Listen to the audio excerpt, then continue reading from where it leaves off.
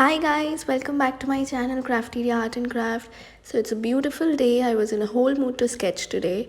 So I had these new Dom's sketch pen brushes, so I wanted to use them. So I took the sketch pen art pad right away and I started sketching. By now you might be knowing I'm trying to draw a hibiscus with a few leaves around it. So yeah, I was just trying to figure out whether it looked like a hibiscus initially, and yeah.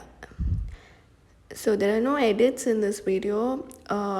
It's completely real, like what I actually did while drawing. You can see that. Yeah, it's a little speeded up, but yeah, there are no cuts. So yeah, I felt that the hibiscus and the leaves wasn't very sufficient, so I drew a stem with a few leaves, which I actually like it now. After completing, you'll see that that's the main part which added beauty to the whole art piece. And then I drew a second hibiscus after drawing the first one. Drawing the second one was pretty easy because I had a reference. And then I was trying to draw tiny flowers which had just budded out, and these were the two buds which were beside the flower.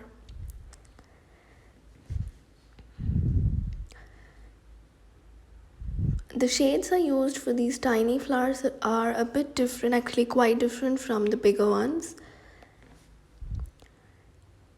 So yeah, that's the whole picture. And now I was setting up the sketch pen brushes. So I started with the leaves. So as you can see, I took the dark green one, first outlined, and then I was putting that. So after drawing the veins of the leaf and then filling up like more than 2/3, then I took the lighter green sketch pen brush and then filled up the remaining part. And while doing this, the stroke was from inwards to outwards direction on the leaf, and then I was just filling it up and made sure that everything mixed well and the shades of the leaf were clear and beautiful. I was doing the same with all the leaves because the first one turned out to be pretty nice, so I was doing the same with all of them.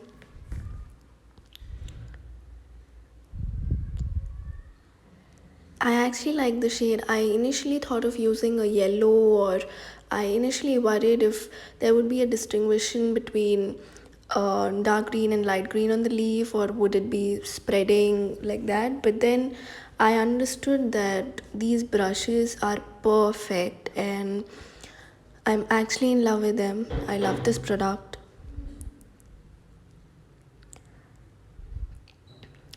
And then I'm doing the same with all the leaves around the flower.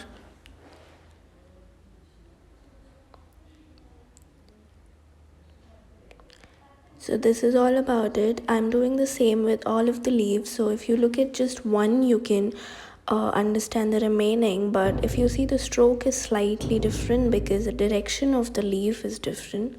So apart from that, there's nothing much different. And yeah, so I was doing this. I actually had lots of fun while doing this, and if you are art lovers, you'll have lots of fun while doing this. So this product is on Amazon, Flipkart, and you can find it in the stationery shops as well. So I actually love them. This is actually the second or third time I'm using them, but I actually feel like I've been doing this since a lot of time because it's easy. Now I started with the flower. I took a dark pink shade, or it was actually a little purplish. So I thought it'll come out to be purple, but no, it was dark pink, and I really loved the shade. So as you can see, it's going from outwards to inwards.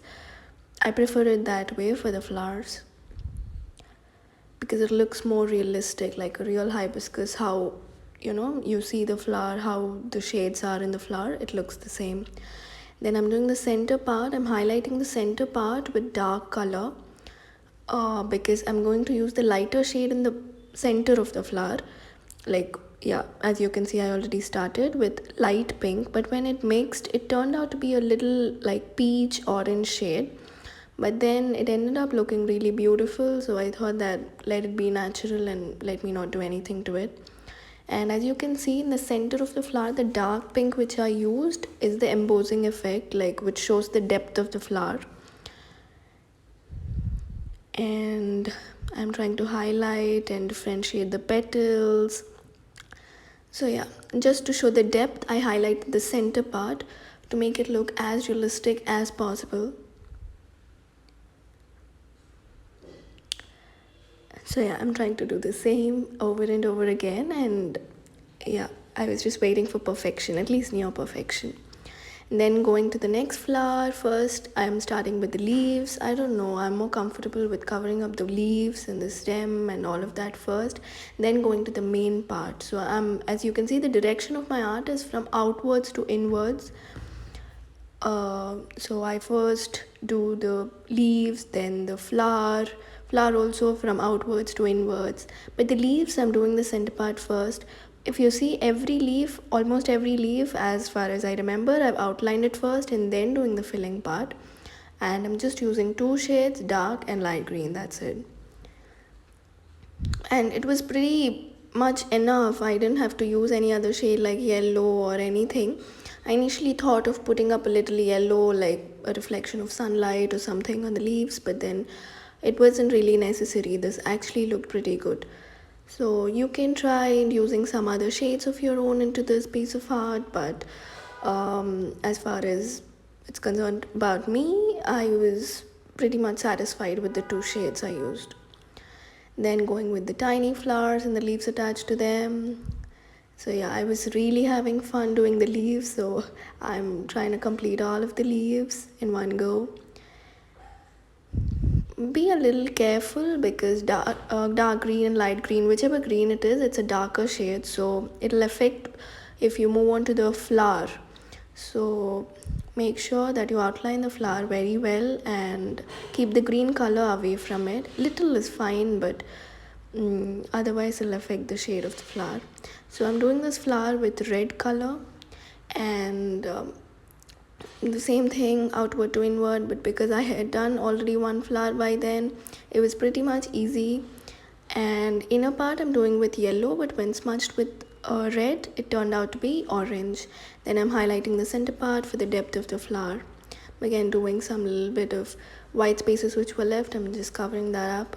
Then I'm taking the light pink shade and doing the tiny flower. This also I'm doing the outward to inward direction only.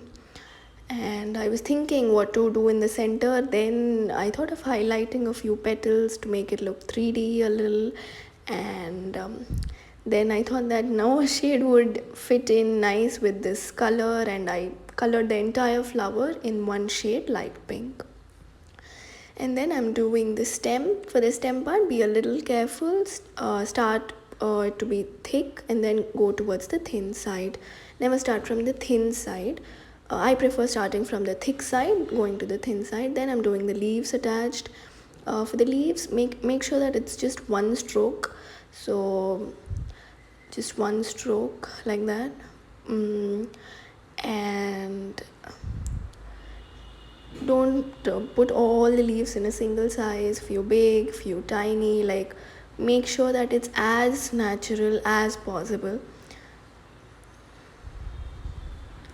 So yeah, that's what I did. And then I took the lighter green shade, as you saw, and did the leaves. That added a punch to it. Make sure it's as realistic as possible, as I said. And then the next small flower, I used pink and yellow, and it's peachish, and I actually love the shade. Then I'm increasing the depth of the flower very little. So then I used the dark pink shade which I used for the first flower to increase the depth and add in a little shade to it. So what are we left with? We are left with the stem of this tiny flower, and this was easy. This was pretty easy, like just using the sketch pen. This part of the painting was easy. And then the buds, I made sure that the buds were of the same color of the small flower.